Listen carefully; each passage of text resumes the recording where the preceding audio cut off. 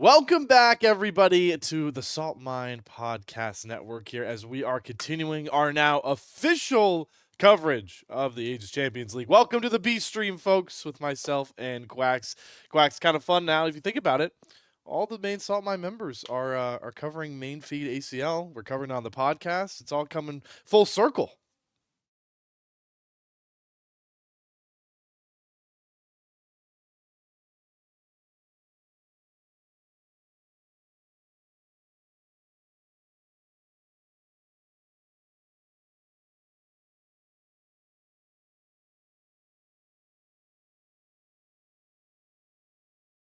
Yep.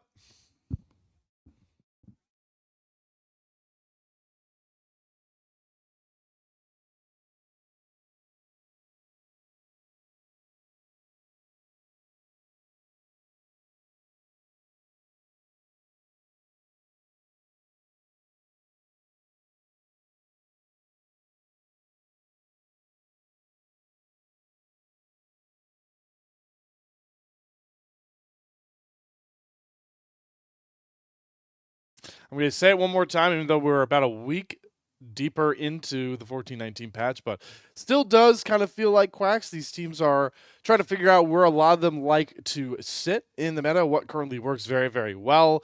We talked a little bit about it on this week's episode of the Salt Mine. We could just plug that whenever we want. It dropped today, so if you want all of our opinions on really every single team in the ACL, make sure to check that out. Also, our opinions on the meta. I'm curious to see. I'm still holding to believe, Quacks, that building pretty strong front line, maybe taking a mage into the bottom lane is a lot of the power picks that you can go for. But Aurora, we've seen a lot of it in Worlds, even if it is a very different patch. A lot of flexibility there if you're talking B1 picks for the Redbirds.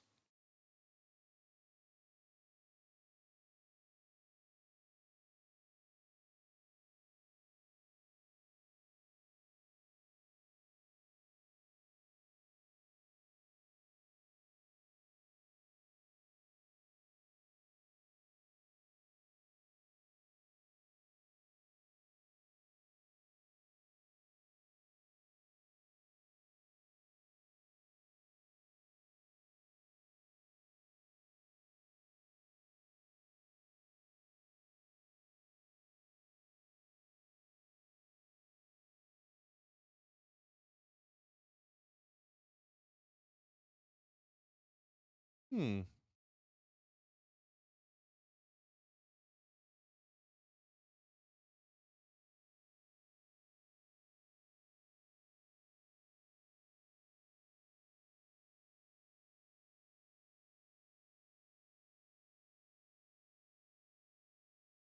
Well, a lot more range and flexibility with poke if you are the Redbirds leaning towards this Kaisa. She is ever flexible in a meta where a lot of the items marksmen like to go for are kind of trash. So Kaisa gives you a lot of flexibility in build paths. I wouldn't be surprised if we see this lean decently AP heavy, or but probably not full AP poke heavy with that Aurora. But it feels like you just can't go for any straight AD build right now on most AD carries in the current meta. And hey, maybe they do have enough AD covered if this gets locked in. There we go.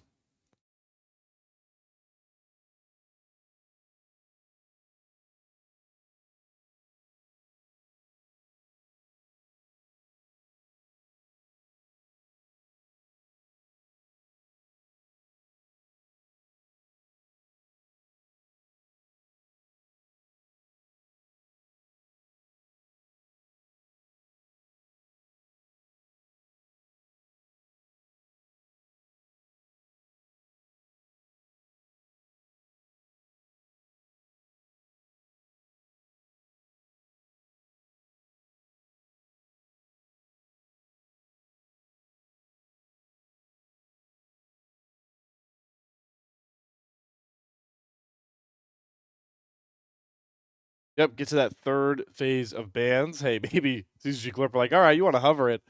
Let's take away that Irelia. Don't really want to even deal with it in the first place. Does seem like we might be having some issues with the pro draft, it seems.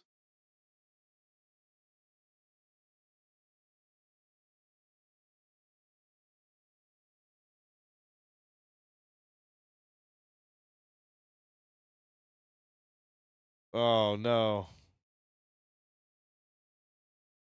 Huh.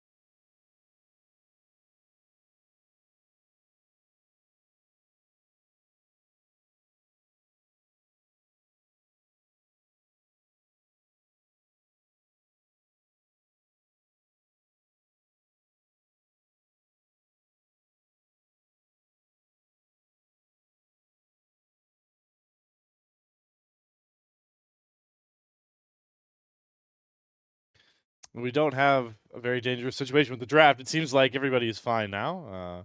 Getting word from the Redbirds side they can ban. So the Oswald ban was on purpose. The Silas ban to follow. I really like the Silas ban from CCG Glorp because I think off the bat, well, actually, I almost would have. Well, I guess they have an Oriana. I'm purely thinking in ults to steal, and there are a lot of valuable ones already on the board. So take those ones away. Good Nocturne ban on the turn for ISU. Just cut down some of those ball delivery systems. The Vi still available, and I would argue that some people would rather be playing the Vi than the Nocturne if you talk about ball delivery systems.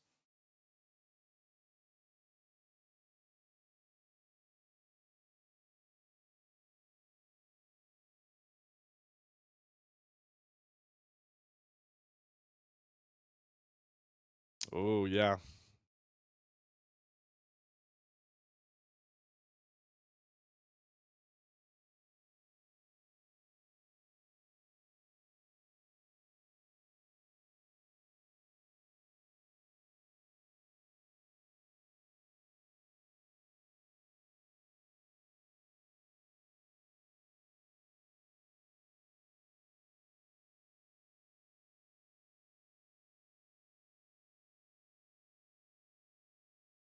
To see combat in the early game relative to this Viego and potentially this Graves, as all of both of the junglers are just locking in comfort today here, Slayer.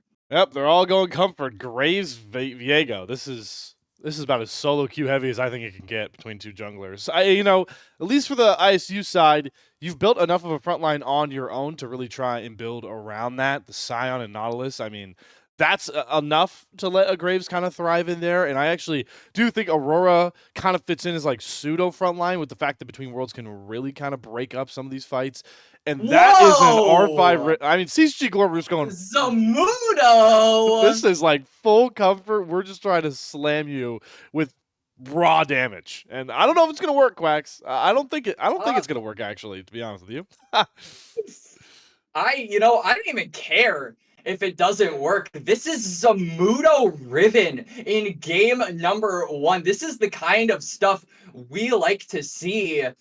Yeah, my biggest worry about this CCG Glorp squad is the range, but it doesn't really feel like that's going to be much of a disadvantage unless this Kai'Sa goes full AP and, uses those void missiles in order to really lay the hurt onto you. Another thing I'm a little concerned about is that frontline. Obviously, you do have the Rel who's going to be able to, tank up a decent amount of damage, but beyond that, Riven is the champion that wants to get in the backline. Viego is a champ that wants to get into the backline. And there's a lot of peel on the side of the Redbirds as well. The Nautilus, the Scion make it very difficult for you to get into that backline and stick, more importantly, on toward them, which is something that Viego and Riven are super duper good at. So there are a lot of conditions that need to be met for this CCG Glorp squad to actually function, I would say, past the 15-minute mark. But man, what an exciting draft to kick off this week of ACL Week 2, Slayer. Yeah, I really do think this Graves pick is also very powerful, purely because of the True Grit stacks. True Grit into a pretty AD heavy comp like this is very, very scary.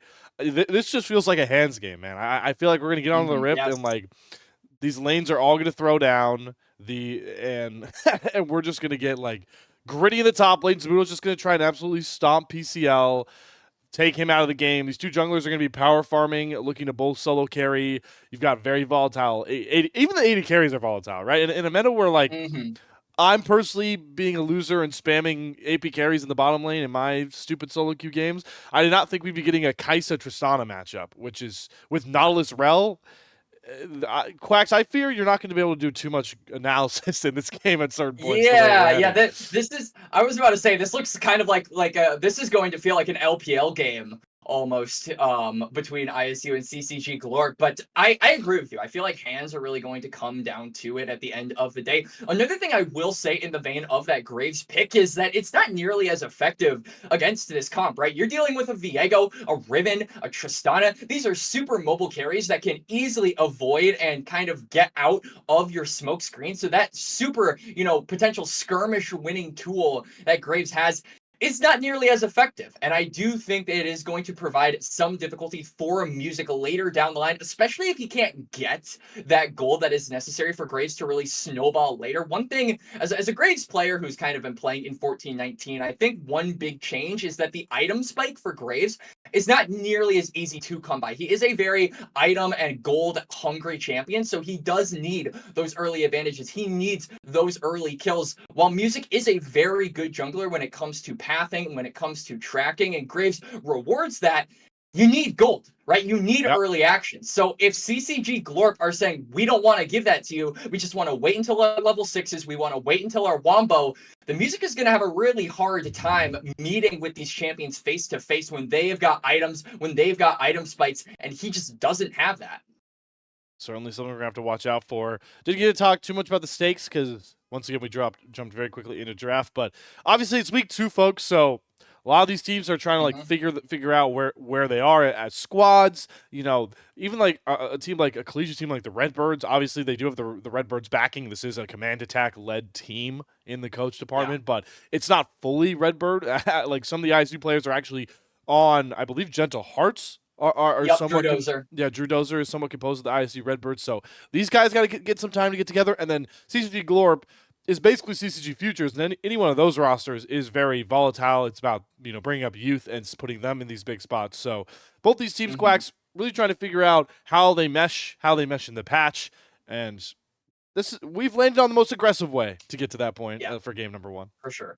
And I think CCG Glorp, you kind of hit the nail on the head. This is purely a developmental squad, right? You look at, this squad front to back, and it feels like these are either players that are kind of looking for, a second chance, looking for a bit of redemption after some disappointing finishes, or they're just making their mark on the first year of competitive. In the case of Matata, in the case of Mini, in the case of YNO, I would say. And then Zamudo is just purely here for fun. I mean, he's a sub, but he's just here for fun. That's why he's picking the Riven. He just wants to have a good game. He just wants to have some laughs, because we know this man, he's the top laner of NA. Everybody knows who Zamudo is if they're familiar with the tier 2 scene.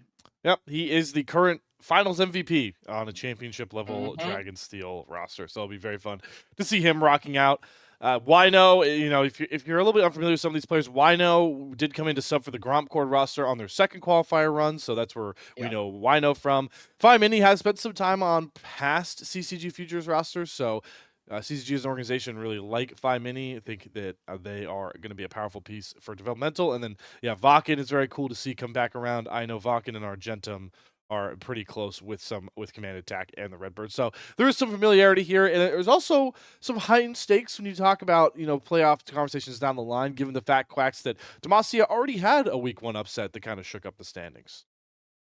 Demacia certainly has been, I would say, the most interesting of all 4 divisions so far because of that upset. And we've also got a lot of teams, and I think both of these squads have the ability to really, kind of break in toward that top 3 standing, along with some of the stronger squads. Particularly, though, ISU, I'm really interested to see how this squad goes, because we saw them at the Hue Fest where they did really well. But the big player that I'm looking out for is Fatikin, right? This is a player that is the definition of an X factor, right? You know, came in from the TCL, has played with Worlds players like Starscreen in the past, and has now come to NA. So he did have a very, very solid week one. I believe he went 16-2 in his first game on the on ACL. So really, I'm interested to see how they're going to play around him, what exactly his ceiling is as well, because while this is, I would say, a harder opponent than week one, Matata, certainly no stranger toward being aggressive. So you were dealing with a player who is very used to being up in your face, very aggressive,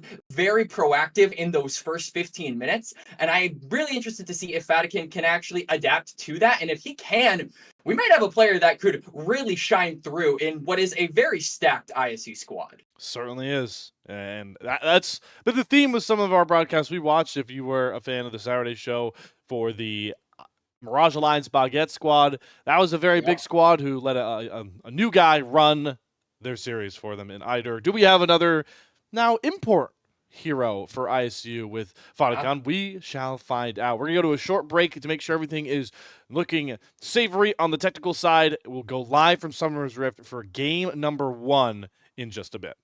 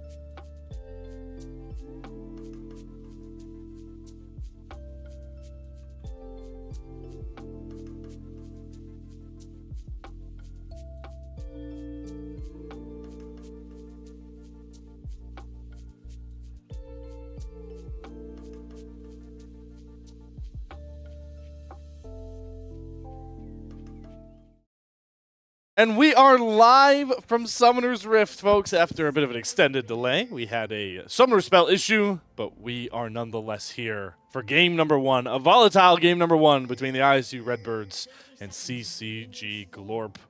You know the matchups from the draft. It's time to see the fireworks in some of these lanes, Quacks. Oh, fireworks are going to be lighting off. This is an aggressive game through and through. I'm worried about my time to talk here. I think my voice is going to have a bit of a break in game number one. I'm a little worried about you, personally, Slayer, because, action certainly going to befell the Rift here in game number one with these drafts. And the fact that we also have a Dark Harvest on the Grave. So that spells to me that Music is going to want to get aggressive here. See just how aggressive early on. Doesn't seem like either team has been able to get any real vision down to track these clears, but certainly two champions that should be about one of two things between Music and Vakken is just power farming up and seeing if they can find themselves an advantageous 1v1, maybe force a camp steal of some kind, and we are getting what looks to be a lane swap because with how much of a headache the incline draft was, I didn't realize there wasn't a swap. This is PCL is actually on the Aurora top, and Meslo is playing the Scion mid. So Zamudo has swapped into the matchup he wants, and you can see exactly why Meslo did not want to go into this Riven. And Zamudo Riven, for that matter. I mean, this is the man when you talk about tier 2 top laners, like you mentioned in the Draft Slayer, a finals MVP. The Dragon Steel Wonder Child, the successor to Niles, who everybody knows. And he's on a champion that he's incredibly familiar with as well, so it's really exciting to see what they're capable of. And we already got some action in the bot lane. Both junglers pathing toward that bot side as well. Actually kind of surprised that neither team tried to look for any aggressive warding. These are junglers that are very flexible when it comes to the pathing they can take. They can drop camps, they can go for full clears. Really, you want some information on Viego and Graves as soon as possible. And there's a little bit of information on Music as I say that, as a ward spots him out on his chickens. Yep, so will be tracked on his Raptors. Meslo with a life-saving flash there. Zamudo nearly able to come up with first blood despite the fact he is not going the classic Ignite Riven. Still has that teleport. Still is unrelenting as we expected, even if it isn't into PCL. Arlo a little bit unrelenting in the mid lane. You can see he's sitting down on that bush, but there is flash still available for Zamudo, so let's see if an outplay is possible. Yeah, he's just going to get over the wall. That's the beauty! PCL gets flashed on. Yeah, PCL already had to burn his flash with a bad exchange earlier on the top side, so this recognized the lane swap. The swapping of the swap is what I'm going to call it for CCG Glorp is really working out with the fact that Mini has a complete control of that top side, and Zamudo is in the lead in that mid lane, but they might be swapping back over. We might not have time because we might have a 3v3 going on this bot side. Music getting a ton of damage onto Matata, but they get first blood over to Zamudo in the mid lane. Still action going in the bot side. Music flashes. He wants 2 kills for the price of 1. Fondacon's going to grab 1. Wido's going to drop the second, and Music juggles the turret aggro beautifully. An explosion of kills, but it's the Redbirds that come out on top. Good exchange there by the Redbirds, and particularly want to shout out Barlow really setting up that play perfectly. Cancels the crash down. They completely zone Matata off from the rest of his squad, and a beautiful flash to follow from Music. They chunk them out. It's Fodicon who gets both kills, but it was cleanly executed by all members involved. Another kill, though, on that top side, or rather in the mid lane. Zamudo able to trade one back. So blood being drawn on both sides at the end of the day. And I can be able to see it, but it looks like as PCL initiated the re-swap, our third swap of this game between the solo laners, Meslo died before the reset could come across into Zamudo. So now we're back to at least mid laner v mid laner on roster and top laner v top laner on roster, but not in the spots we expected. Nope, and Meslo maybe looking for some cheeky Baus plays, but not going to be able to find it. Everyone wants to be him. Everyone wants to be Baus on the Scion, but nobody can do it. Nobody can. Fontaconn, though, can get a lot done with this game going forward. Already has the pickaxe and two of the components of that static shiv online here for this Kai'Sa. And it really feels like as long as you avoid the early stages into Tristana, you feel pretty comfortable. PCL, not too comfortable into either one of his matchups, was having difficulty into Phi Mini, not finding much more success into Zamudo. No, Zamudo having that kill, having that advantage is really deadly. As YNO taking a lot of damage. Wow. That early exchange from Kaisa Nautilus hurting real bad. Oh my god. Zamudo looking for the killer instinct. He's not even going to need the ultimate recast. Zamudo finds a kill into PCL as this game heats up just exactly as we thought. A lot of low health bars on the bot side. Vodacon in position for a double before Vodacon can get here. Supports dive. First Vodacon, good dodge on the stun into Vodacon. Has the lethal tempo going. Does not have the ultimate, but he certainly has the item advantage. And the import for the Redbirds nearly finds himself 3 more kills in that bot side. It's a 2-0 for the Riven on the side of CCG Glorp, but it's a 4-0 Kaisa on the side of the Redbirds. I can see the win cons already, Slayer. We're only around 6.5 minutes into this game, and already we were saying it was going to be a bloody one. Well, it has not disappointed. And Vodacon, the X Factor player here for ISU, is coming up big. 4-0. Gotta think, yeah, he barely off gold finding that static shiv. And now it's just gonna go topside. Yeah, I hope you guys enjoyed Worlds where you saw a bunch of lane swaps, because the ACL on a whole different patch is on the same wavelength right now. This is like the 4th glorified swap reaction that we've had in the first 7 minutes of this game. And with this swap, you can see ISU have completely taken control of the top side. They're going to look on towards Zamudo. Riven does not have flash, but it is a Riven. It is very mobile. Yeah, there's a couple of dashes, but there's a Between Worlds to make sure Zamudo has nowhere to go. But the gray screen, great execution from ISU. Their macro is just as on point as we expect from a command attack squad. And with that, they're also going to be able to take the grubs. You can see CCG Glorp may be looking for something on the bot side of the map, but there are no camps. The Scion is full HP. Flash is almost off cooldown, so no real opportunity for a dive is going to present itself. And it's just going to be free gold, a free kill, free objectives for ISU. They're taking control of this map, and there just is no response from CCG Glorp. They cannot find anything. Yeah, they are playing they're playing on a map that isn't theirs, and Barlow's about to learn teach the lesson the hard way over here to Wynot, who once again is just dying, trying to clear out wards in his own jungle. That is certainly not his. A lot of pings coming down, though. Vodkin trying to set up the flank with Zamudo. They have 5 mini on one side. Zamudo's going to go in. Music gets over the wall, but they've already gone Vodkin so low, and he will fall. Zamudo finds one trade. Shockwave onto PCL. Forces a flash over the wall. Matato's going to hop forward, trying to get that reset on the W. Should be able to find it, but it's the Blade of the Exile to cut them all down. Reset City for Mata, and it's only Vodkin to survive. Finally, a punchback from CCG Glorp. Yeah, CCG with a good punish there as ISU were looking for a bit of an aggressive play. They find YNO at the end of the day, but then they find themselves in such a precarious situation as you've got the Riven from one side, the Viego from another, and the Tristana from another, all collapsing on you at the same time. So they really had nowhere to run, and most of them could not run. Most of them getting taken down. Realistically, Vodkin, the only survivor of that massacre. And I have to think they're still happy with that, right? As long as this Kaisa does not get taken down in these exchanges, they still have a win con active, they still aren't giving over that shutdown, and they still have an opportunity to get themselves into a relatively decent spot as this game goes on. Without a doubt. I mean, that would have been the gold swinging shutdown if Vodkin was the one to fall. And also, on top of that, you talked really well, Quacks, about the objective game. While Music is pretty similarly gold-wise to Vodkin at this point, it's the objective dominance from Music that we expect from a guy who was just so pivotal on that Blue Water squad. I still believe was one of the big veteran voices on such a young team. He's showing it once more with these Redbirds. And his voice really is the biggest commodity for him. Sure, he has great mechanics. Sure, he has great knowledge of the game, but his leadership is a quality that so many people have highlighted in Music as a player. And on a squad with players like Vodkin, like PCL, you need a voice. And his voice is saying, let's go for the Viego, who manages to get away, has to utilize that Heartbreaker. But now they just take control of this side of the map.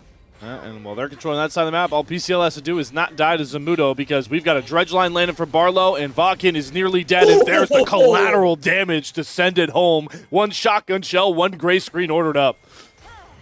No escape possible there for Vodkin. There is the advantage of having the Dark Harvest with the Graves, that collateral damage, able to deal a lot more damage. And now Mini potentially in trouble. Does have the Shockwave and Flash available. Yeah, there's the Shockwave. Only hits on a Meslo, who's happily tanking up the turret. The minions making it difficult for Music to find this kill, and the turret as well. Great recognition of Graves' kit from 5 Mini to survive that dive. Graves, one of those champions that doesn't necessarily enjoy the activity of diving, but enjoys the activity of getting Gold Slayer, and it's looking like this turret on the bot side is not long for this world. They've got the 3 grubs, and this is such a big deal to have. Now, you barely have to worry about the bot side. You can all move up toward that top side, get those 6 grubs, potentially visit Zamudo in the top lane again, who is laying the hurt on PCL for what feels like the 1,000,000th time this game, and get so much more of the map. A turret at around 10.5 minutes is a huge deal for a gold-hungry team like ISU's comp. Yeah, we might have expected it, Quacks, but it's becoming very apparent in Game 1. It's for CCG Glorp. Somebody has to help out Zamudo. This Riven is definitely powerful. This Riven is definitely ahead versus its lane counterpart. I want to throw in quotation marks because we swapped a bunch of lanes around. But this Riven is not going to get it done alone for CCG Glorp. We're looking at, Matata, 5 Mini trying to get going. Vakin certainly very far behind and never feels good on a Viego to be in this position especially.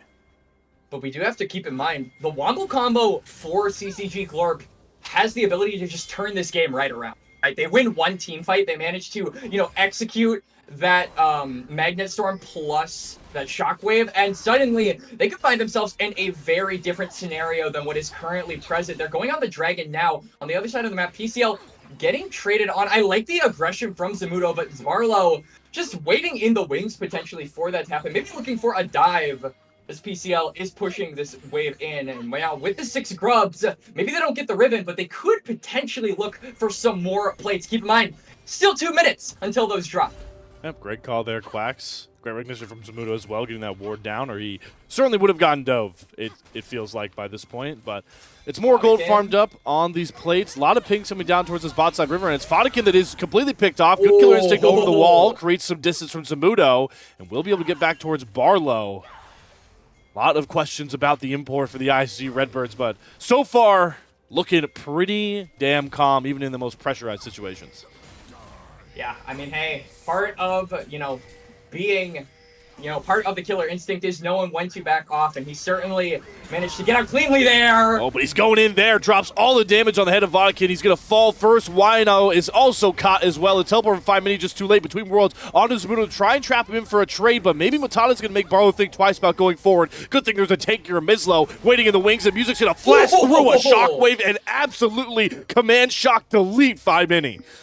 Music singing a eulogy over here for the members of CCG Glorp who are getting picked off one by one like dominoes. They are falling, and it's another fight win for ISU. Music going to cancel the back of Matata, but here's YNO. Yeah, why doesn't he try to hold him in place? Music thinks he can just kill off Matata first. The Ignite should get the kill with the bomb. They'll actually get it back over to Matata.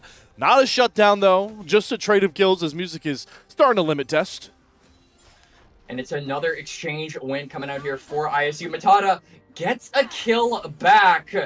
But realistically, with how much you're losing to get 1 kill, with how much you lost in the last couple of minutes, it still feels like ISU are in command of this game as PCL getting engaged on Zamudo.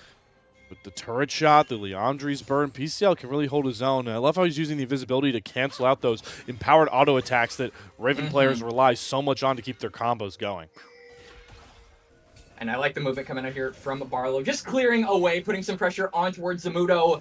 The Riven not having flash or TP, but the Nautilus not wanting to be the first to move. They want to try and bait Zamudo out potentially, but I think with that spell being thrown out from the Aurora, they know that the Riven is on vision, so they're going to come and reinforce. Yeah, you can see the jungle in support of CCG Glorp moving on up.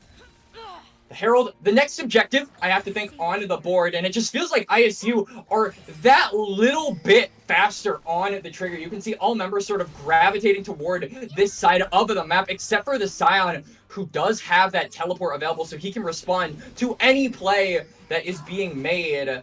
And CCG Glorp, despite having the 4-1 Ribbon, they haven't really been able to execute or make their win cons inflate for the past few minutes. And it's partially just due to how well ISU are playing the map, but we might not have much time to talk about that, as it does seem like CCG Glorp may want to play for this Rift Herald. It's already gone, though. Music does secure it. And with the objective gone, the Glorp squad just going to back off here, recognizing there's no more angle for a fight. And they're zoning Zamudo off as well. Oh, but here comes Meslo. All right, so he's going to whiff on that Scion Hello. charge. At least forces the jump out of Matata. There's a dredge line down for Barlow. Stuns coming back, though, right in the face of Barlow. But Wino is too squishy. The three-man shockwave lands into the Heartbreaker. There's the CCG combo they wanted. Reset down for Vakken. How much more can they cook? Zamudo says a whole damn lot more with a double kill on the recast of the Riven ultimate. And over a step from the Redbirds, punished perfectly. And there's the combo there, Slayer. We were talking about it. One combo and it could set them up to get back and toward this game. A double kill for Zamudo, for the Riven, and suddenly the game has been put on its head. The gold lead still favoring ISU, but so much power just got restored back to CCGG. And it's just proof that this Wombo combo, if executed properly, if the resets can come through from the Viego, if the combo can come through from the Riven, ISU, they're tanky, but they're not tanky enough. And they will fall if they aren't careful. So some respect being put on the names of the members of CCG Glorp. Really good job there from Wino. Even though eats that dredge line, gets chunked very low, not tanky enough on this rel, gets those stuns and that crash down through. And 5 mini, 0-1-5 on this Orianna. It's been a hectic game, but hasn't given up much space here. Only 1 death, and that shockwave is what is really making sure that despite the fact Vakken is behind, the combo can still stand up tall. They can't look for it here just yet. Those ultimates not all chained online to try and defend this mid turret. And there is the Herald, so they can just use that at the end of the day if it's too difficult for them to churn through that wave. It looks like that's exactly what they're going to do. In fact, Music is going to take matters into his own hands, just drive it away. And then there is the Dragon spawning on up. Zamudo's in the top lane, trying to get some gold of his own. And he has teleport. PCL is going to respond, but this Aurora doesn't have the same luxury, so won't be able to cross-map play if there is a fight on the Dragon. And I have to think CCG Glorp know this and are going to look to try and punish. Now they've gotten some powerful items in some of their carries' pockets. 2 items on Zamudo, like you talk about, if he does find an angle in, because he's teleported directly behind. And here comes the fight kicking off. Wino already far too low. Vodacon, though, got jumped on by Zamudo. Shutdowns galore. Everyone trapped between worlds. Health bar low for CCG Glorp, with a shockwave holds Music in place, and Matata jumps right on top. Heartbreaker through, comes across, and here comes CCG Glorp. It's only PCL to survive. PCL, the lone survivor. And it was a really good fight there from CCG Glorp. They immediately target on to Vodacon. Zamudo and Vakken just not letting him be long for that world. And one reset leads into another. The jungler for CCG Glorp getting so many resets. And with him being alive, it means it will also be a dragon. So they will be ahead here for the first time this game in the objective count. We were a little bit worried about it in the first few phases of the game that they were falling behind in objectives. But now, after that team fight win, they look to take a commanding lead in that department. And now Vakken is just so much more back into this game. 0-3 at one point on this Viego. Now 4-4, picks up a ton of those big kills. Going to cash in a ton of gold here on this reset, I have to think. Yeah, I mean, he just straight up bought a Black Cleaver. So this is immediately a 2-item Viego that can compete with Music. Having that Divine Thunder, having that Black Cleaver means that it's also really easy for CCG Glorp to just cut through the armor like Music. Those true good stacks do not matter. Barlow may be looking for more. Oh, but Barlow's a little far forward on his own. Music couldn't get close enough. That's a close range graze with the teleport. It's going to mean that Barlow pushes off a little too much. It is actually the only one to fall. Little bit biting off a little bit more than he can chew. Some miscommunication there from the Redbirds. And CCG Glorp looking to punish that. You can see taking control of this side of the river, making it difficult for PCL and Music to cross. They want this mid lane turret, but Vodacon manages to clear that wave before anything can happen. If they can clear this mid turret, if they can buy themselves some more space, they can really start to look for punishes in regards to their pick potential on this Orianna and on this Rel. But until that happens, it feels like they are just waiting for ISU to come into them. And ISU have been making a few mistakes here and there. But if they just clean that up, it feels like it's so difficult for CCG Glorp to look for an engage themselves unless they get some of those structures down. Structures are really what is hurting, and you can see Zamudo's taking that into his own hands. The fact that CCG Glorp were playing up against side lanes, bouncing against them these entire last 5 to 7 minutes almost with how early those turrets went down. This will really even out the map state, and well, what else will even up the map state? Picking off Barlow here, but he does have the tanky stats to back it up, so the Battle of Wards does not claim another victim. I was getting Kim down flashbacks, die into immediate respawn, into just die again. Luckily, Barlow manages to save himself from tragedy. Baron being started up. Zamudo does not have TP. PCL does, so they have that advantage. They're just looking for a Hail Mary here, Slayer. Yep, they've got the Graves and Kai'Sa with full AD damage. Meslo even has a Titanic Hydra, so they like their odds going for the Baron. They do get pulled off it. Barlow looking for a pick there. Wino dodges the first dredge line. Baron will reset. And now ISU, they're a little bit wary about going for this Baron. Their health bars aren't on the greatest side. And it was just a bluff at the end of the day. They were just trying to see if they could bait CCG Glorp without Zamudo into a fight. And really, the Riven, I think everyone is starting to realize that Zamudo's Riven is the win con here for the side of CCG Glorp. If they don't have it, it feels like they lose a significant amount of power and the ability to really get on toward that back line. That was part of the reason they won that fight in the bot side of the map. As we got another engage coming. Meslo just gonna get knocked away. Yeah, good buster shot there from Matata to make sure that Barlow did not get any more CC down. This Tristana has to play as careful as possible, but we did get a look at the gold difference, and the pure item difference is what is just start for me. Like I said earlier, this is what we expected with the pedigree Zamudo has, where high Cake Lord's current trajectory as a top laner is, but still hurts to see a near basically two item gap between this Aurora and Riven right now. It really just spells the caliber that Zamudo as a player is on. A man that has been at the brightest lights you can get without directly being an LCS player.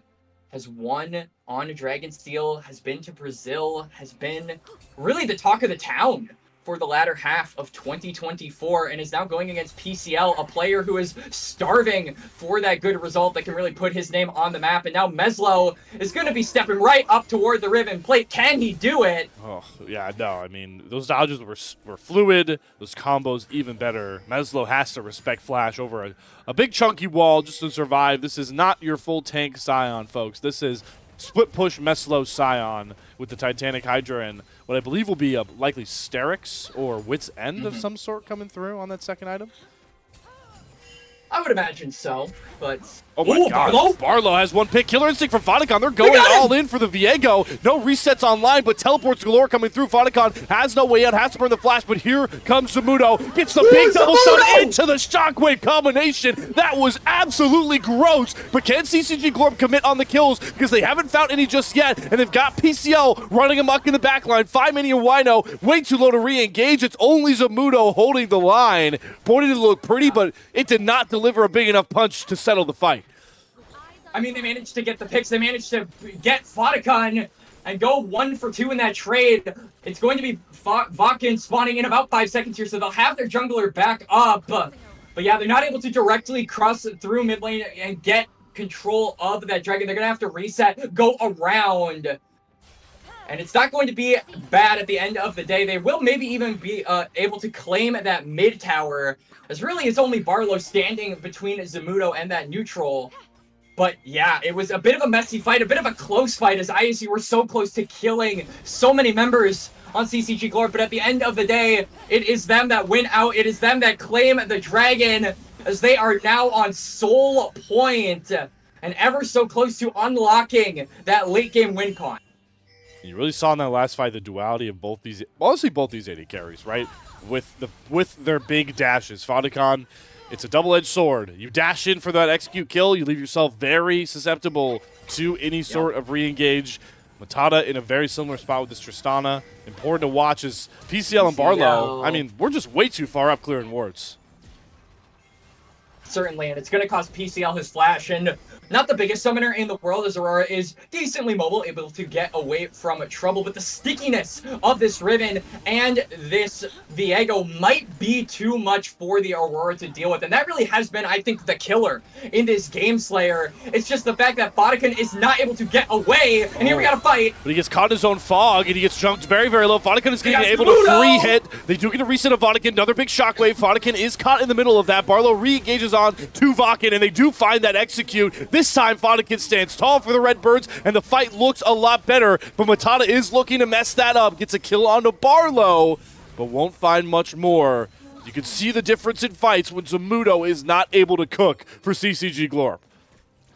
I mean, it is a different fight. It is a winning fight for ISU, but it is still close at the end of the game. It feels like this Riven, 25 minutes into the game, finally this Tristana, finally Matata, after such a rough few minutes, has found their way.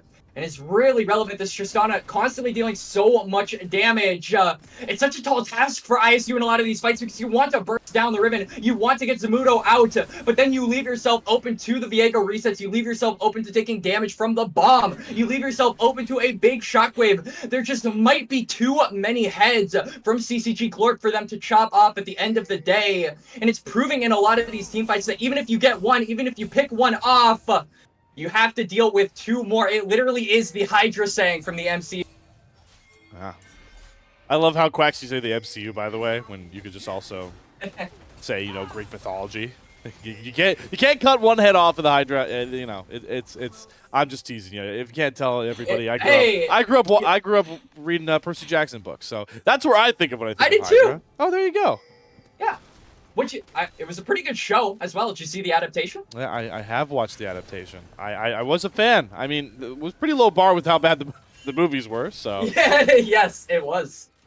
This game has not been a low bar though. We've cleared the bar. Absolutely not. The bar is high. The margin for error is very, very, very thin. One tiny misstep, one tiny toe out of line, oh boy, and it could spell death for any one member. As the Baron being started up in secret, it will be spotted by the blue ward. Are they going to get it in time? It's too low. Yeah, Music gets it. The Heartbreaker over the wall, but the stun lands. Vodkin is just caught here, so it's Baron and a kill, and ISU are going to push for it all. Vodkin into the backline. Marks Matata wants the kill. Son uses the shockwave. What a play from the import 80 carry for the Redbirds, and now the rest of the squad just rolls through the fight. 5 kills. It's only the King Zamudo left standing for CCG Glorp. And Zamudo doesn't have a high health bar. He's quarter HP. He's going to have to go back to base, and that leaves more room for ISU to break open this game number 1. The Grubs, like you said, Slayer, they're coming up big. This is the advantage of having that neutral. And I think they might have just done it. Oh boy, Zamudo, doesn't have flash. He has his ult, but he's just stunned up. He doesn't even get to move. That was an anticlimactic finish to such a beautiful game from Zamudo. But what's even prettier, the Nexus falling. ISU claim a Game 1 banger. Zamudo did his best, but Fodikin, the 80 carry from Turkey, the TCL Wonder Child himself, really the big X factor that we said was now a part of ISU, coming up big, starting out 4-0 on the Kaisa. This man is looking to make a name for himself in the ACL and potentially beyond. I mean, we're only in the second week, and so far, Fodicon, this man has not missed, both literally and figuratively. A lot of those Void Seekers were hitting. Yeah, and I mean, I'm gonna make the obvious pun here. The killer instinct that guy has in those fights on the Kaisa was crazy. Because even the first time that wasn't the first time we saw him jump across the team to try and pick up a kill. And the first time he did it, Quacks, arguably was kind of setting up CCG Glorp to roll the fight with his positioning, but he has no fear like you talked about. And unfortunately, the TCL died. But hey, if it died to bring this guy over to NA, I'm very happy to see what the future looks like. It's a phoenix rising from the ashes. It's giving those kinds of vibes. Vodkin really put up a fiery performance in that game number 1. It really felt like even when Vodkin was there to try and alleviate some pressure in the bot lane, it was only temporary. It's like trying to give morphine to a suffering from that radiation poisoning. It just does not work. at the end of the day, there's a little bit of an educated joke for all you chemistry people out there, or some Chernobyl fans if you've watched that series. There you But go. yeah, I mean, it started here for ISU. They went 1-0 in week number 1. There were some questions about how they would fare against a stronger opponent. And they arguably went against the strongest top laner in the ACL. He may be a sub, but Zamudo, you can't get much higher of a bar than that if you're going against top lane. Well, CCG Glorp are going to have to look for a higher bar with some of their other members to back up Zamudo if they want to stay alive in this series. This game delivered exactly as you could see with the damage charts, with how volatile all these lanes were. But CCG Glorp, they have the side selection available, and the best part, Quacks, I think you know what I'm going to say. All 10 of these beautiful champions are off the board now for game number 2. We won't get to see any of them. So we'll be back, game 2 draft, see where CCG Glorp want to go with 10 new champions, or we're going to be out of here in quick succession. We'll find all that out and more in just a few.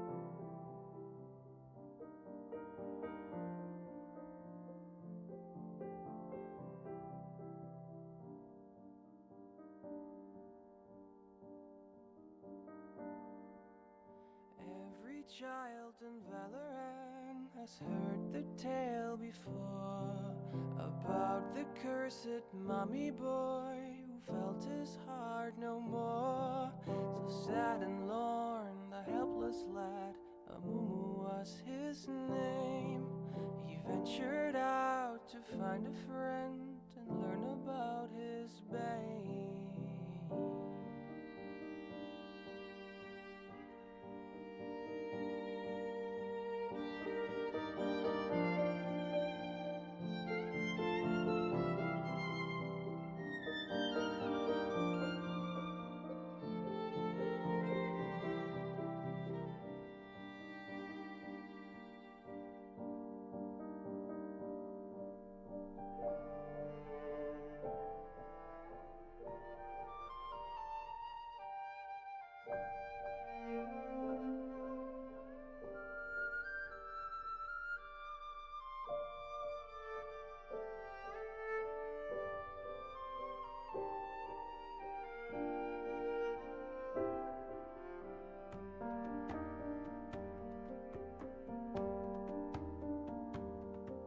For many years, young Amumu traveled through the lands, determined to make friends if only they would understand. But even when Amumu stood upon the ledge of home, his hope would disappoint him and he would remain alone. But then the curse began to whisper in his ear and would confirm what was Amumu's biggest fear. It pledged that never shall someone become his friend. It pledged that he shall be alone until his end. But sorrow and despair became too much to bear.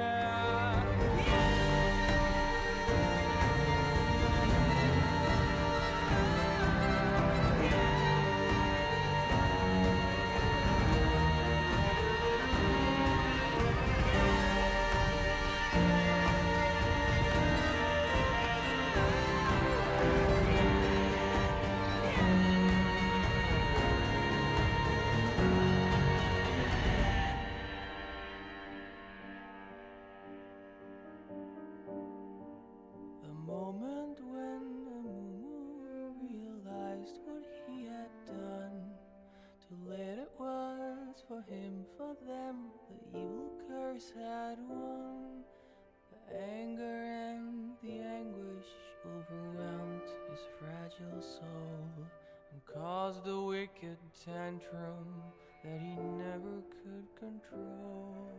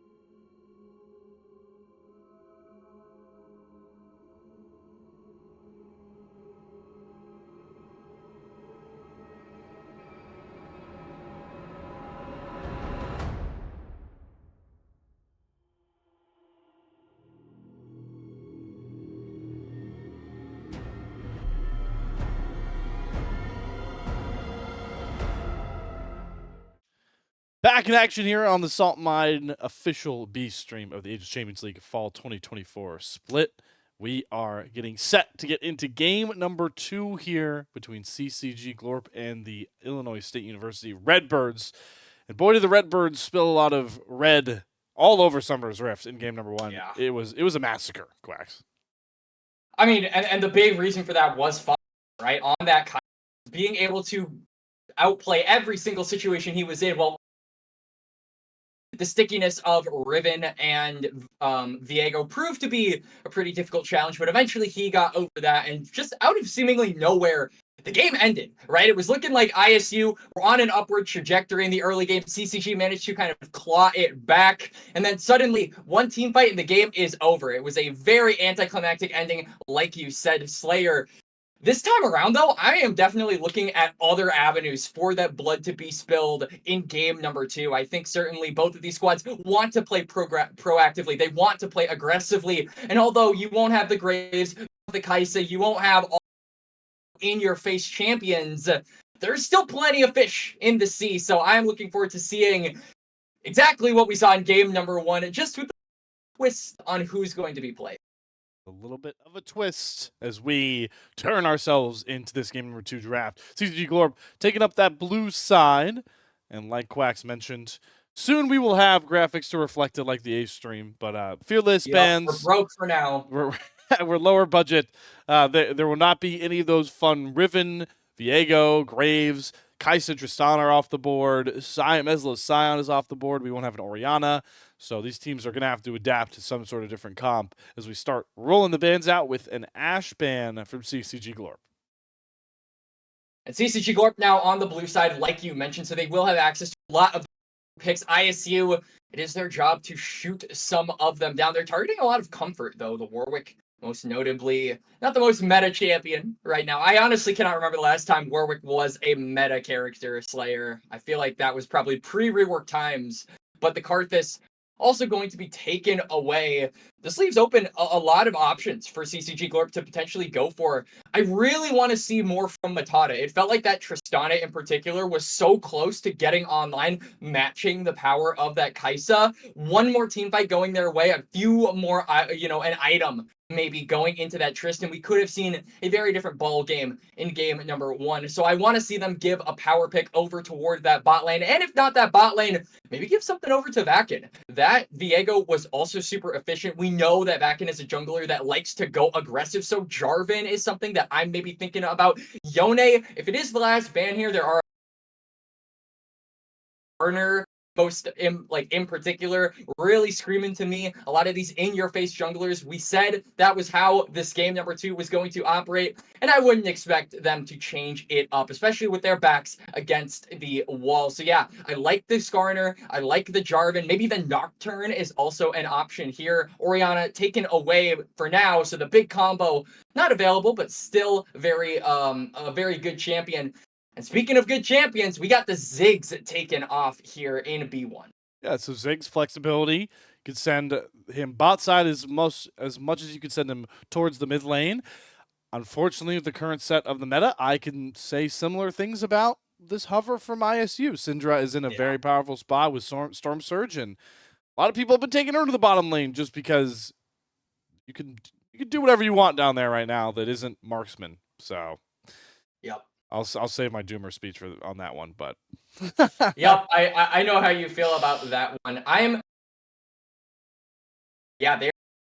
This is a really strong combination that has been drafted here by ISU. No immediate response toward that Ziggs that is most likely going to go in toward the bot lane. So this does give CCG Glorp to establish a foothold on down to there, as well as respond to that Skarner pick. Amumu, a very good champion into Skarner. Jarvan also works. It's going to be a battle of who can kind of operate in those first 5 minutes. I would say junglers that don't really like to full clear want to get on the map as soon as possible. But Jarvan also has a lot of really good combos, some of which have been taken away. Oriana not on the table, Syndra not on the table. You can maybe go like the LeBlanc here, that could provide a lot of lockdown as well, especially against a champion like Syndra, who is immobile. I think that could be pretty good, but we'll have to see just what they're going to think here, if maybe they'll pick the support instead of the mid laner. Very interesting how the jungle dynamic has changed between the two games, right? Graves versus Viego now to Skarner Jarvan versus versus Jarvan. Skarner. Yep. So Yeah. we're leading a lot more setup between two junglers who, like you already highlighted, Quacks, like to play more aggressive. Music, though, he's a higher tier level up. Can play these setup junglers very, very well because, like we talked about, just such a great leader. And leaders love to go on setup just as much as they like to carry, in my mind. We're going big old front lines for this game number 2. We've seen it from a couple of teams now over the 3 series we've covered, Quacks, but those last 4 picks from both sides are just all set up in front line. And I think with a lot more setup heavy junglers, like you mentioned, see a lot more action on the top side of the map. So I'm expecting some bans up toward the top lane. In particular, Zamudo is really good on some of those carry champions. He wasn't able to fully establish it on Dragonsteel, as a lot of Cassante really was seen in his future. Cassante, Renekton, the occasional Udyr was really his flavor. But nowadays, you can go for things like the Camille. That's a really good champion in the current meta right now. You can still go for something like the Jax, especially on the side of ISU. I think Jax could really work for PCL if he wants to pick that one up. And so far, no real bans up toward the top lane for ISU here. They're more concerned with taking mid laners away from 5mini. And 5mini, very proficient on a lot of those mages. We haven't really been able to talk a lot about him. And now I feel like, the ADCs in mid laner meta has sort of passed. Really, Tristana is the only one that I've seen as kind of a remnant of that bygone from earlier in the year. Now it's all mages, right? So Sylas taken away. Quay taken away. Now we finished on through the ban. Shen going to be the last one up. ISU, have to imagine, wants to pick up an ADC here. And the question is, who are they going to go for? Someone that can pair well with the Alistar. Zeri is certainly an option. Smolder is also a good scaling option. But I feel like this isn't the kind of champion I would want to put Foddekin on, especially after that game 1 performance. You want this man on a hyper carry, and while Smolder is a hyper carry after 225 stacks, it feels like you're almost limiting your biggest contributor to that game 1 win by picking up. I'm not going to call my shot now, but don't be surprised if this is Meslo, Smolder, and Foddekin Syndra. That's all I have to say. It could be. It could be. I mean, we've seen Smolder mid. It's so I hate to. It's like my brain wants to go to the pros, Quacks. It's like, yes, we've been seeing Smolder mid from the Korean teams, but it's not the same patch, so it doesn't actually mean really anything. Good call out though, Quacks, on the Jax. That one is immediately slammed by Zamudo, as it seems like the Redbirds are content picking away at champion pools that are not in Zamudo's wheelhouse, because like we talked about, like we've glazed a bunch, Zamudo is just kind of him in this ACL split, so it's hard to even knock his champ pool down through one game of Fearless. It's also kind of a good reaction to a potential Camille pick, like we were talking about. Jax, very, very good in toward the Camille. And to finish it all off, we've actually got the Yasuo. So 5mini going to be on that champion as well. 2 weeks of Yasuo in a row here.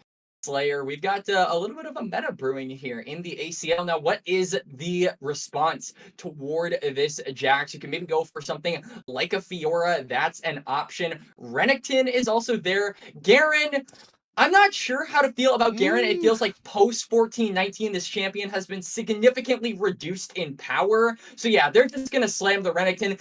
Still a very strong champion, doesn't have nearly as much kill threat on a champion like Jax, who can simply evade out of a lot of the combos Renekton is looking to put him in, but has a lot of agency in those team fights. That dominance has to always be respected, and it's especially good when you look at CCG Glorp carries, the Ziggs, the Yasuo, only mobile when they've got things around them, right? Ziggs needs a big open space for that satchel charge. Yasuo needs a minion. 2-2. Renekton is a perfect response into both of these characters. If they can get them caught out, if they can utilize that pick potential, CCG Glorp aren't going to have time to scale up and get that Ziggs, Jax, and Yasuo where they want. Certainly, and like you point out, compared to the last time we saw Yasuo, it was with the Mirage Alliance, but against Squad, they had like 2 champions fully dedicated to knockups. They had the Gragas, they had the Wukong. Not really the case here. You are self-reliant. I mean, Flag and Drag is there, but Yeah.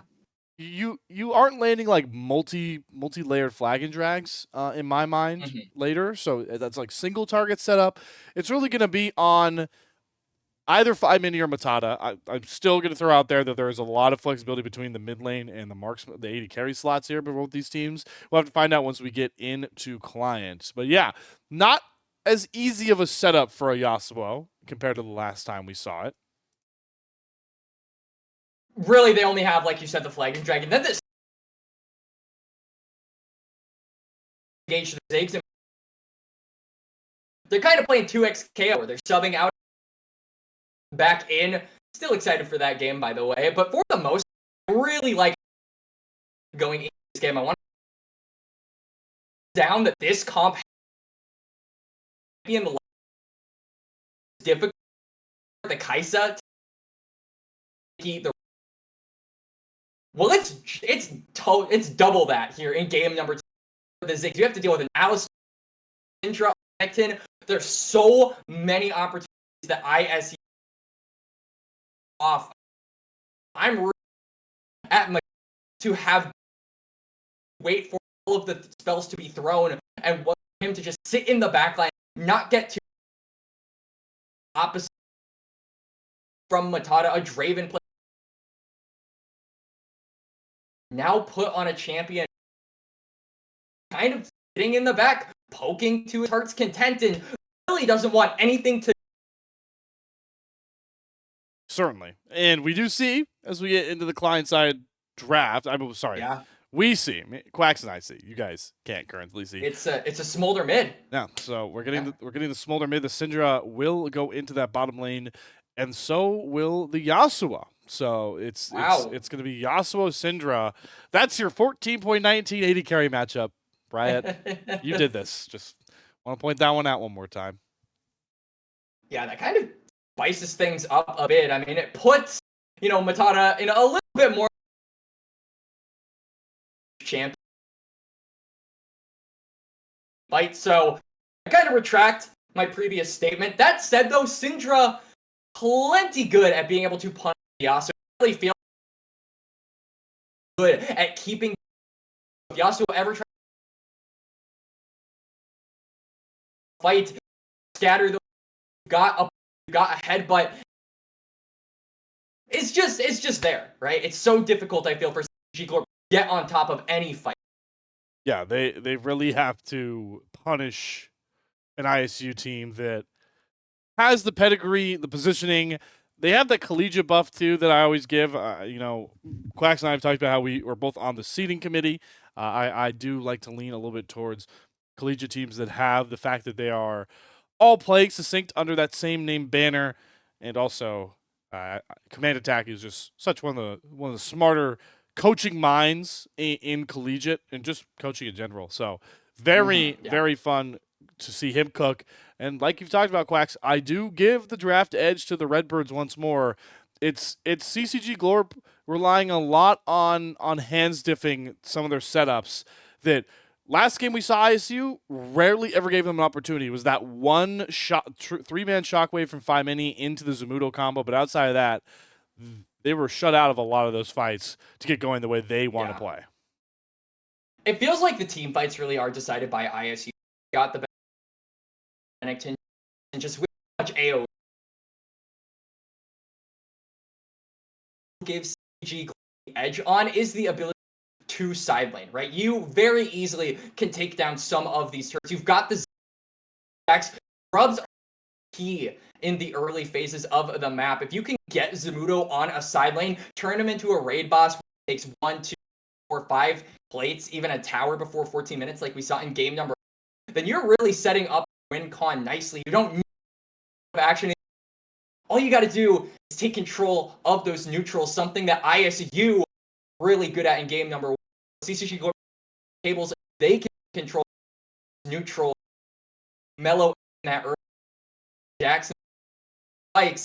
They'll be sitting good, I think, regardless of how many might have or how many stacks the Smolder might get. Well, myself and Quacks have been fans of one-sides of drafts many times, but it does not matter unless it's executed correctly onto Summoner's Rift.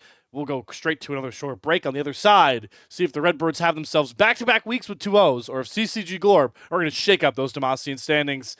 We'll find that one out in just a few.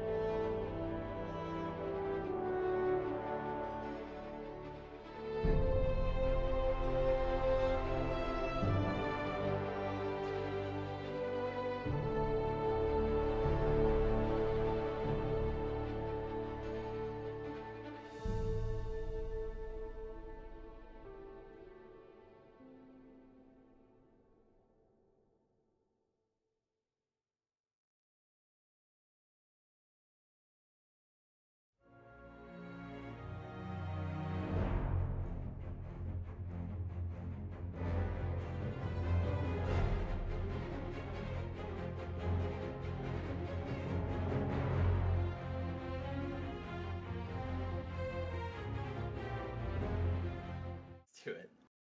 Welcome back to Summoner's Rift, everybody, for our showcase match of the Aegis Champions League, week number 2, where the Redbirds are looking to establish themselves as one of the contenders of the division. And they've cooked up another great draft on that red side that we don't get to talk too much about because everybody wants to throw all their projectiles at each other right now. Yep, people are throwing rocks, balls, bombs, anything they can get their hands on is being thrown at this current moment. It really get into or something like that. Use their talents for a better activity than just simply fighting. But for the most part, yeah, it is going to be CCG.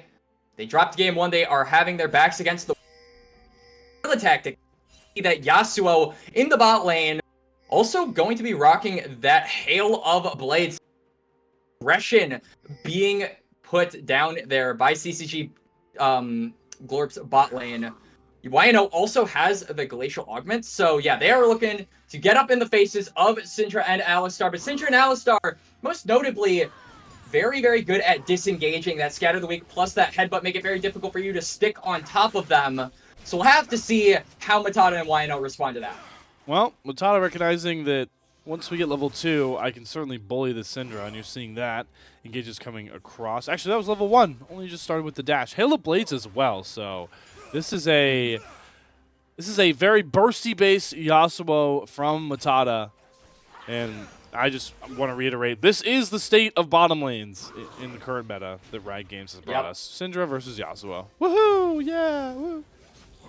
And I think Matata and YNO are doing a decent job at not necessarily going under kill threat, but trying to sort of chunk out Fatican and Barlow on the bot side. If they can get them to a relatively low health bar, as Fatican actually did burn his flash early in the laning phase, so that summoner spell is down. Jarvan is rotating on down toward that bot side, so they might be looking for a dive. So they just have to try and get the Syndra to a relatively low health bar standpoint, and they can easily look for that execute to immediately burn that teleport and get a good advantage on the bot side of the map. And what's better, Music is pathing topside, so we won't be there to respond to any sort of a dive. I can kind of feel like CCG Glorp have a much better plan here in the early game than they did in game. Certainly, and that's, with how Syndra has been changed up over the last, her last major rework, just very weak in this early stage, all really about stacking those splinters. We'll keep track of those for Fatican, but what an ability to showcase your talent for this Turkish import, right? Game 1, really impactful Kai'Sa, and now just a whole different style of champion. Hold on, though. Might see a dive come topside into Zamudo here as Music was on this top side. Zamudo gets the counter-strike down. Music drops the aggro really smartly, well played, but PCL doesn't get the stun down. Has to flash. Zamudo one hit away. Music has a big old crystal he's going to throw at him. Gets the suppressant with the Ixtal's impacted. Got dicey, but Music quells the storm for first blood in the name of the Redbirds. I mean, far from a clean dive, but a dive nonetheless. They burn the flash from Zamudo. They are going to have to burn the TP as well. A big advantage being made there by ISU. And well played there by Music as well, being able to pick that one up. Now, like we said, a play on the bot side soon to follow, but the wave isn't stacking. In fact, it's actually pushing away from the bot lane of ISU. So they have push in bot side, meaning that Vakin cannot respond to that topside dive with a dive or a play of his own, but he's going to try, it looks like. The pings are coming through. Yeah, the power for CCG Glorp certainly is in their mid and bottom lanes right now. They should have more power in those lanes. Good scout of the week. Really well timed for Vodka. Did not let Vodka get that off, and they throw Wino over the turret. One more turret shot might have gotten that kill in the name of Barlow. Continuing to impress is the ISU import Vodacon in these games. And I mean, look at Music. He's already gone for a reset. He's already back on the base. He's ready to fight. He's ready to brawl. A big item advantage. Yeah, double scout of the week into the drive-by for Music. That's Wino to fall. Matata not going to get chunked low enough, but somehow that gank that felt so good for CCG Glorp ends with another Redbird kill.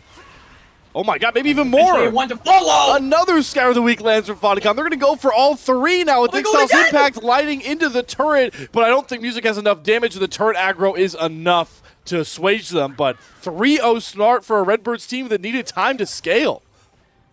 And it's such a big advantage there for Music. Not only was he able to get that topside dive off earlier, but he was able to get a reset, go back onto his camps, and Vakin just now going for his first reset here, 5.5 minutes into the game. It's a massive tempo lead for Music on this pick. And it makes it so hard for Jarvan to kind of go for a gank without the Skarner there, ready to react like we just saw.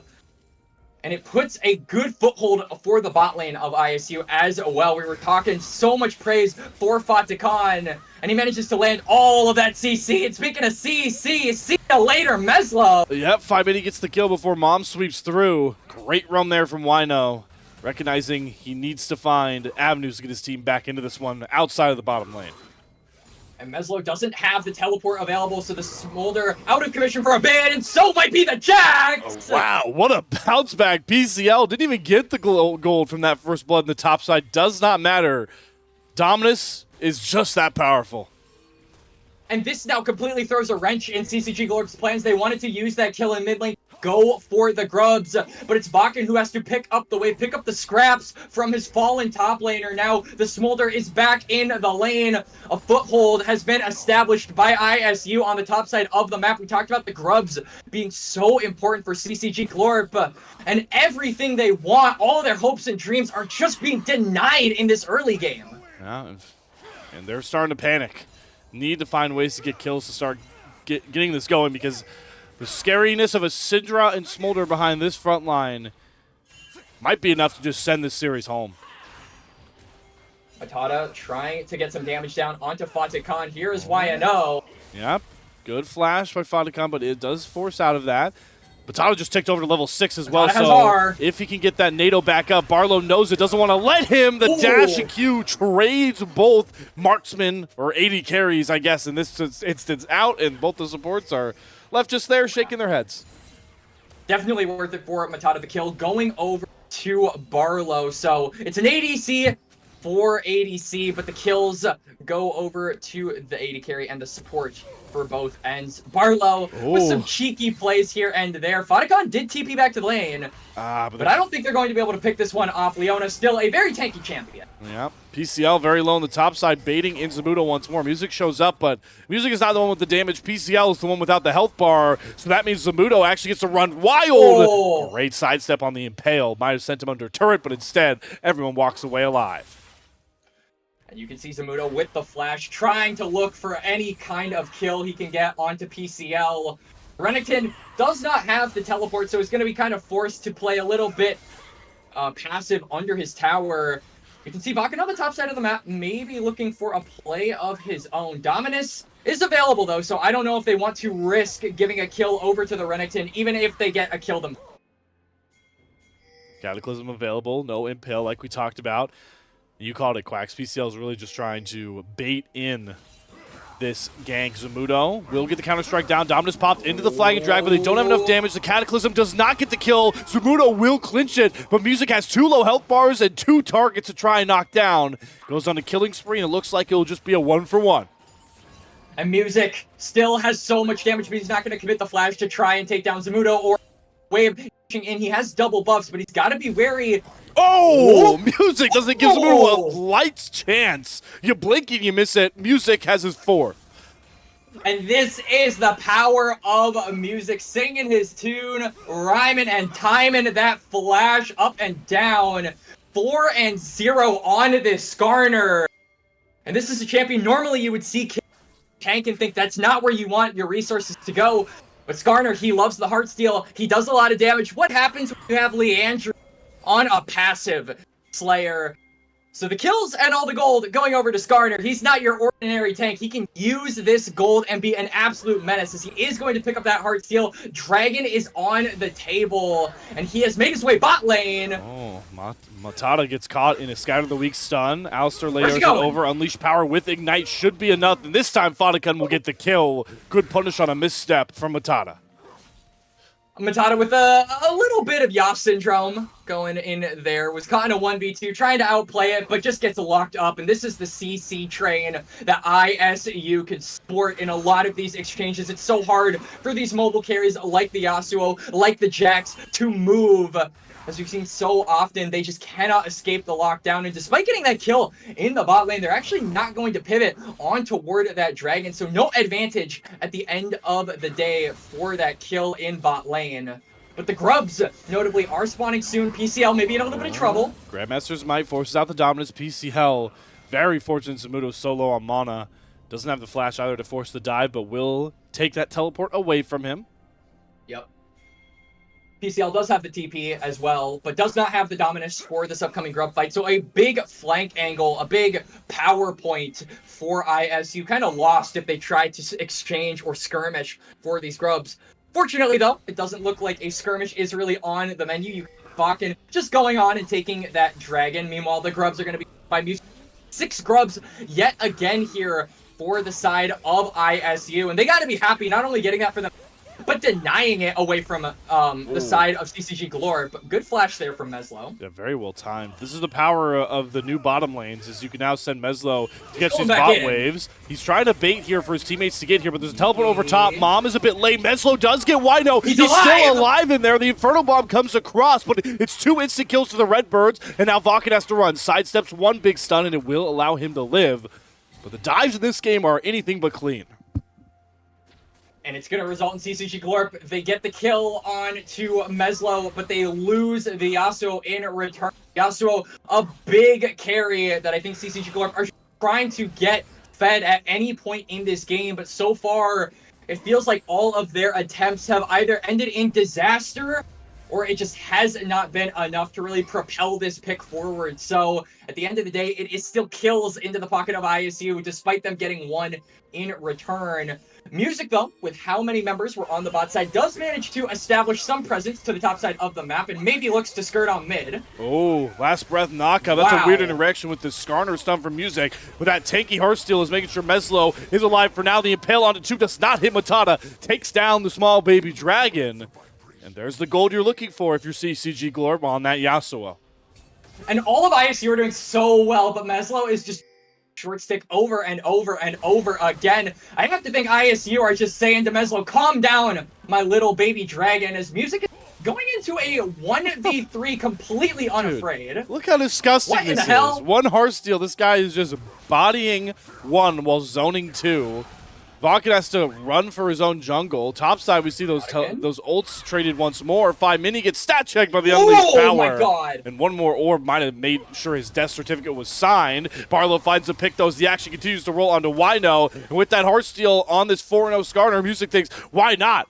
Stepping up near the turret, though, thinks twice about it. Flag and drag over. Matata is here. They got the stun lock onto this Skarner. They're trying to burn through him to get that pesky shutdown. But Meslo wants his revenge and will find it on a Matata. And now Vakin doesn't have enough damage left, doesn't have enough health left. Wino doesn't have enough of either mana and health. And Meslo might just find himself a second kill to get himself back in the game. Mom may go wide, but it's still a big win for Meslo and the Redbirds. And they're trying to kill Music, but they just cannot do it. They don't have the items necessary to get through the thick armor of this Scorpion. Music is just unstoppable on this pick, quite literally, as he's just skirting around the map, going where he pleases. He's not playing Dr. Mundo, but he's certainly acting like him, as Zamudo is trying to go where he pleases, and that is on to Fadakin. Yep, he's going to flash just to make sure the stun comes across, and that is a shutdown. Gold injection over to Zamudo. Done the old-fashioned way with the teleport flank. And I mean, that's flash and TP committed there by Zamudo.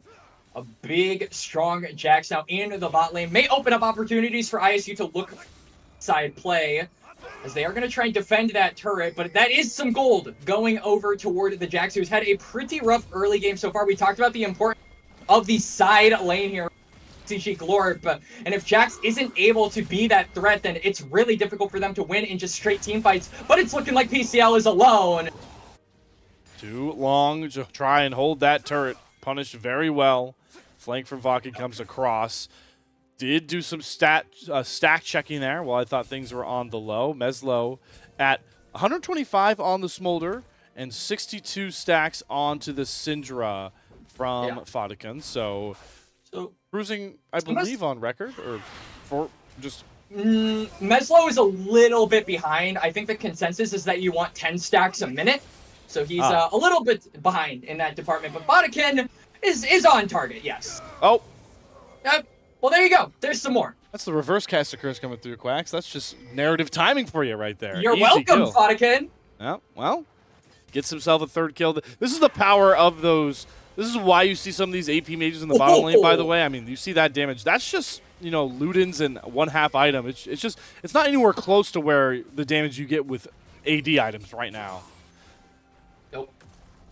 For sure. And tank items as well, as we're seeing how much damage Music is going to be able to do. He's looking for maybe a kill onto 5 Mini, who does not have flash. Yep, and here's an Impale to the face. Going to bring him right towards Meslo, who certainly has enough damage to get it done. The small baby dragon goes on a killing spree as the Redbirds hunt for more. Looking to take down more turrets, take control of more of the jungle, but the reinforcements CC Glorp showed up. Zamudo has a big flank. The Cataclysm blocks them all in, but they lose Vakin already. Meslo on the backside is getting hounded by Matata, but it just does not matter because all of ISU pop out of the teleport and are going to knock down CCG Glorp. It's just like game number 1. It's Zamudo left up, but he will not stand for long. Ace to Illinois State University. You can't move, you can't breathe, you can't go anywhere. Redbirds set you ablaze, and CCG Glorp burn, burn, burn. As they are going to go through this mid lane turret. They have popped the Herald. It's a nice clean ace, and they are going to take 2 structures as well. The Dragon next on the menu. They have claimed so much map off of that play. And it's going to be their first Dragon, I have to imagine, of the game. Player, ISU, the Redbirds, coming up big here in this series. I mean, big might be putting it Sure. This is a near Caster does math on stream. 8,000 gold lead. You talked about it. They've got 6 grubs just to snowball this even further. They've gotten Meslo back in the game, and Matata has fallen flat on this Yasuo pick for most of the time. Not what he's showing currently, but he doesn't hit the nado. Vodka stays safe. There's no wind wall to block the damage, and Storm Surge gets another one for the Turkish import. The action might not be over here just yet. Face checking Barlow. Certainly likes those odds. Unbreakable will. Why not? Goes on to Meslo, but you've got no support there, my friend. You are going in blind, and Wino now has to flash out. Is all of CCG Glorp. Maybe look for a turn here. 3-man counter-strike stun. It's Samudo trying to make the difference once more, but it's Barlow to fall, not the damage dealers. And watch Fodicon and Meslo just routinely cut through this back line. Music impales Falcon, pulls him into the might of his damage dealers, and it's 4 kills at the snap of the fingers from the ISU jungler. And they get the front line, but the damage dealers on ISU stand tall, they stand strong, they burn down CCG Glorp. Yet again, Bodikun, super healthy in that fight, manages to stand strong. And Music, you cannot deal any damage to this Skarner. This is an immortal Scorpion that you're dealing with. And unfortunately, you are not going to be able to change that this time around. A turret, a dragon, so many advantages coming through for ISU. Every team fight they win, they take 1, 2, 3 things away from the map and just balloon this gold lead ever much. And they are 10k gold up. Matata trying so hard to get any kind of win con going for this Yasuo in this game.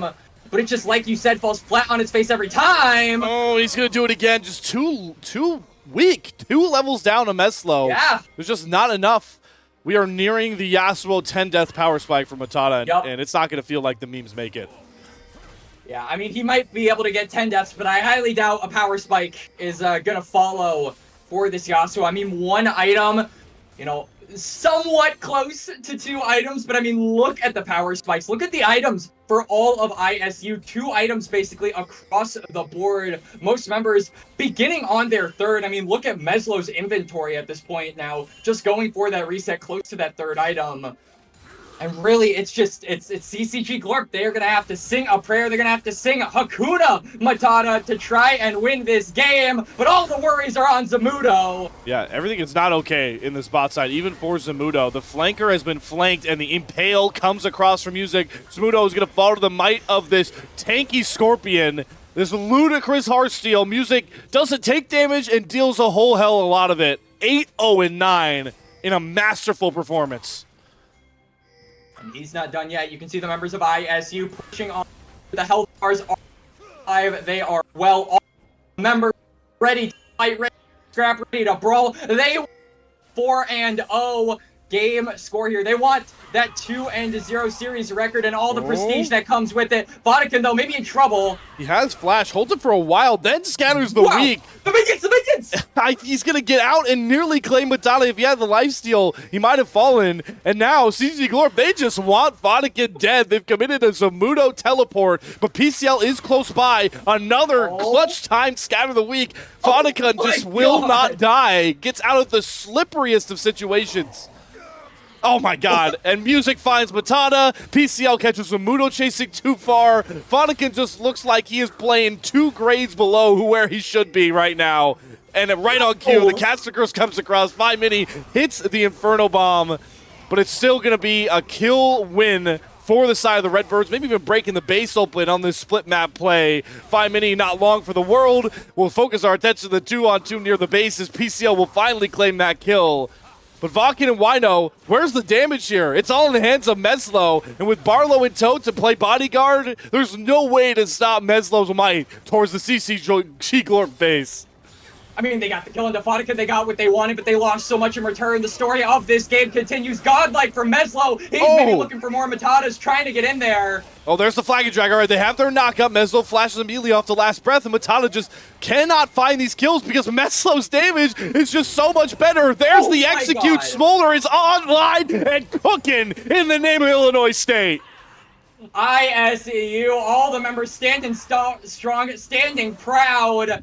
We were concerned about this Smolder in the early game, but like his champion does, he comes back later, 10-3-6 on this pick. Meslo, the player who was the one consistent remnant of the old ISU from earlier in the year, swaps over to mid lane, has a good showing at HuFest, now is even having a better showing here in Game 2 against CCG Glorp. They're knocking at death's door. They take 2 inhibitors, and CCG Glorp, the developmental team, the offshoot of CCG, can do nothing but watch. Their win cons fell flat on their face through and through, and the power of ISU, the Red Birds, burning away their competition.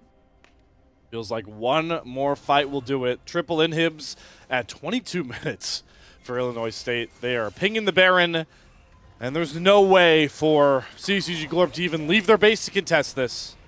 Nope. But they're going to try. You can see they're What is leaving the Vakken bird's doing? nest. They're going down toward the bot lane. Yeah, I don't... What is going on? Where is he going? He's That- going to make BBQ chicken. That's the... No way. No way did that just happen.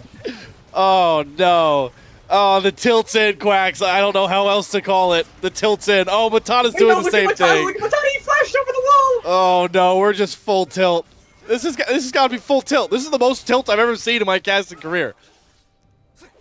They're trying to have fun. They know the game is over. Close to 20,000 gold in difference. I think ISU should do the mature thing this game. Just put them out of their misery, as they're going to just do that. Zamudo, goodbye, my friend. Yeah, maybe Quacks you can call this, because it's as simple as find your engage and let the gold sing, the items sing. Baroned up, doubled up super minion waves coming in, and this is just ceremonious at this point. But what needs to be taken home, tried and true, is that Illinois State Redbirds are a big-time threat in the ACL and might be an even bigger-time threat come collegiate. Back-to-back 2-0s to kick off their ACL season. Yeah, collegiate, really, I think the thing that I'm thinking about, ACL, though, it's a good showing already. I feel like, a lot of people are asking questions about how ISU are going in the future. This was a squad that, or rather a program that, got into the top 32, but didn't make it far after that, right? They immediately got eliminated by Grandview, and they got basically a whole new overhaul, right? Meslo is really the only player for the squad that remained after all of the swaps and all of the new additions. And these new additions, man, they're looking quite scary here in the ACL. Fodicon in particular, super diverse in what he can play and just as deadly for all of those picks. And I gotta credit music, man. Blue Otter, he's now he's switched colors. He was a Blue Otter man. Now he's a Redbird man, and he looks good in red, or rather covered in red, because man, this was a bloodthirsty jungler if ever I've seen one. Yeah, this was just music showing that he is a league above many of the jungle competition. Much of the jungle competition you will see in the ACL. ISU look like the team that got seeded third, or they were the third tier team in Demacia. The way they're playing, I don't think the tiers really restrict this squad. And I'm glad you talked about Fodicon, because, they definitely got bullied on the Syndra early. That's the problem with that pick into the Yasuo. Had a couple more deaths, but it's just so impressive. He just doesn't panic.